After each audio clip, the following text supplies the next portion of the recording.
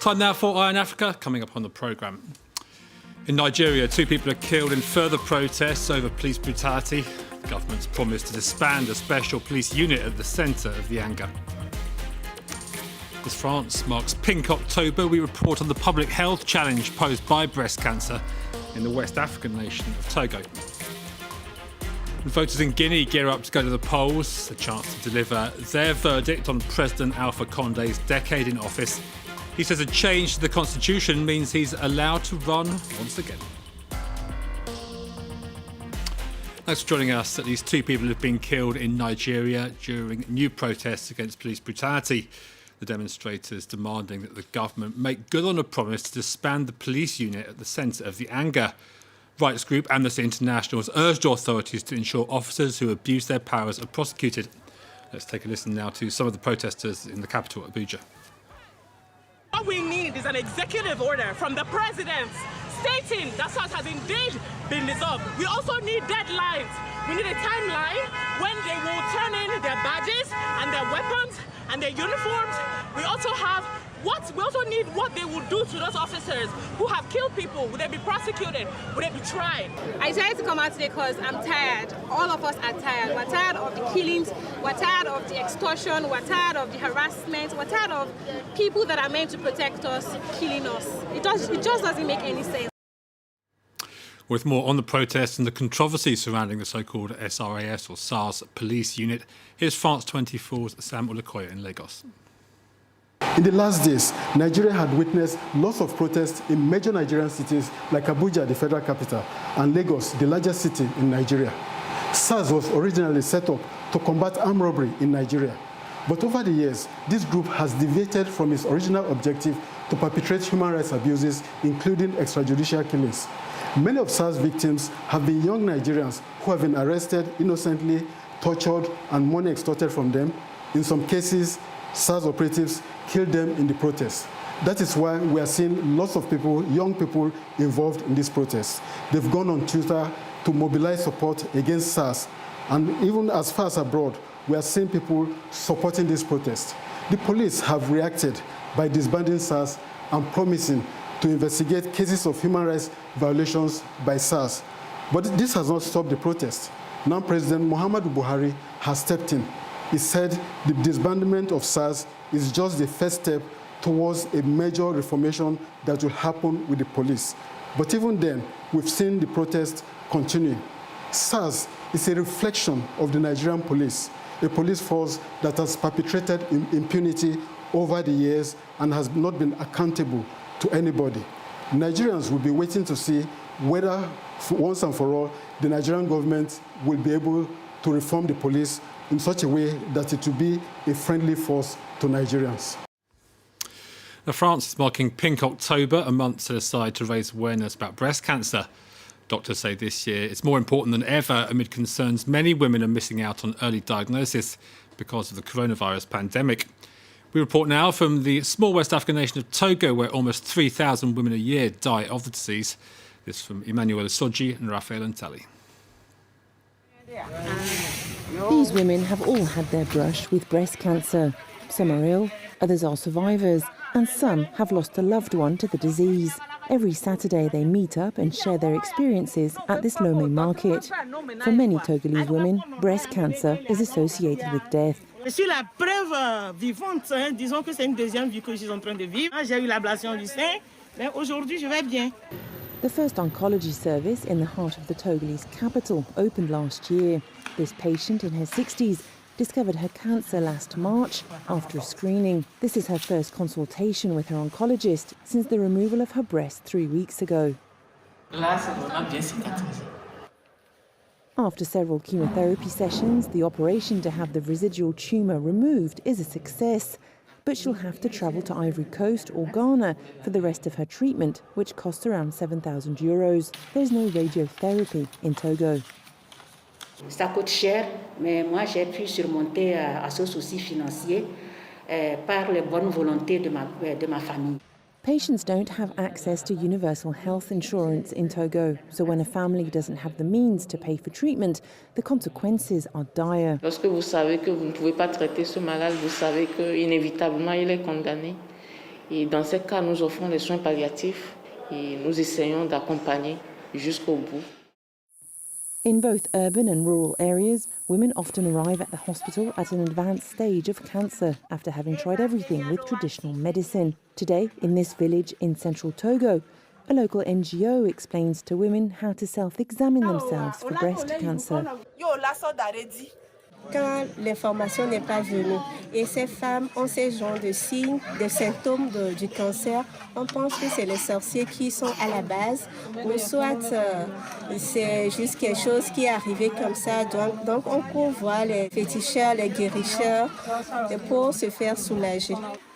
In Togo, 1/3 of cancers among women are breast cancer. Last year, the disease killed around 3,000 women.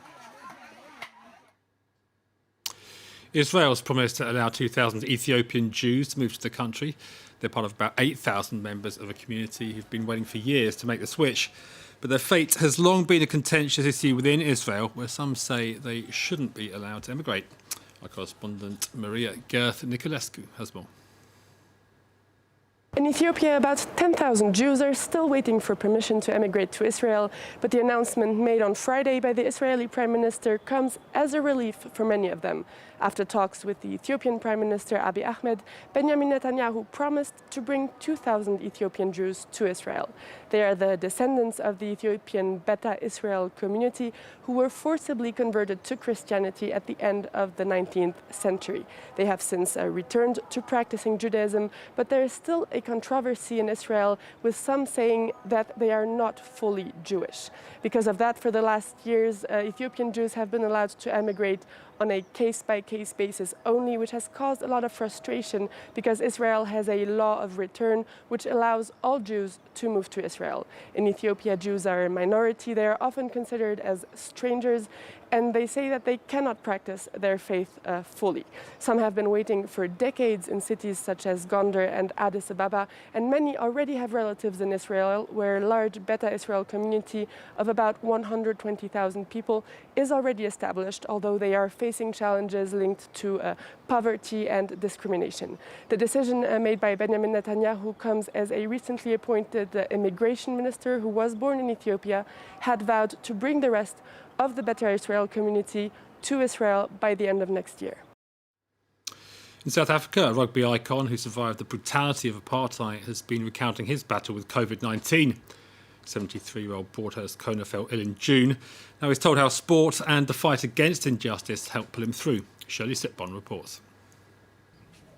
Broadhurst Kona may be an elderly man, but he has rugby in his blood. The sport and all the hardships he had faced to play it may have given the athlete the strength to overcome COVID back in June. Sick and struggling to breathe, he forced himself to exercise. Let me rather die exercising than die in the bed while I'm sleeping. The player's life began in this beautiful seaside town. At only 6 months of age, bulldozers crushed his home and his family was evicted. The racist Afrikaner Nationalist Party had just come to power. That forced removal was implemented to remove all the black people out of urban areas. Segregation laws banned black men from playing rugby in the national team. Kona fought to play in black teams facing England, France, Italy, and New Zealand. It took decades before his contribution to South Africa's history was recognized. In hospital, though, heroes facing COVID struggle like everyone else. But when I saw one of the guys who was sleeping next to me, he passed on. I could see he was struggling, breathing, only to find it's a guy whom I knew I played rugby with. It was an uphill battle, but the former player recovered. Days later, though, his son succumbed to COVID. Finally, more than 5 million Guineans will head to the polls on Sunday in an election dominated by economic problems and the COVID pandemic. It's a chance, nevertheless, for voters to deliver their verdict on President Alpha Condé's decade in office. Earlier this year, a referendum sought a change in the country's constitution, which he says allows him to run again. This from France 24's Nicolas Germain. In 2010, Alpha Condé became Guinea's first democratically elected president. Between independence in 1958 and 2010, the country was ruled by authoritarian regimes. Condé was re-elected in 2015. This analyst says the political situation is not perfect, but much better than under previous presidents. L'arrivée d'Alpha Condé a constitué un espoir du point de vue de la façon dont il est arrivé au pouvoir, c'est-à-dire par la voie des urnes.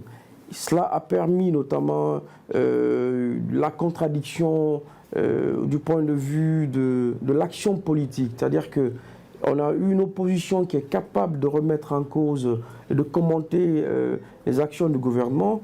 Amnesty International says that under Condé, security forces have cracked down on the opposition, especially during demonstrations. In March, the constitution was changed following a referendum. Presidents can do 2 terms maximum. But Condé says a new constitution means this rule starts now and therefore he can run again. His supporters stress that the economy grew by nearly 6% last year. This researcher analyses Condé's economic policies. Dans les infrastructures énergétiques, il y a eu des acquis.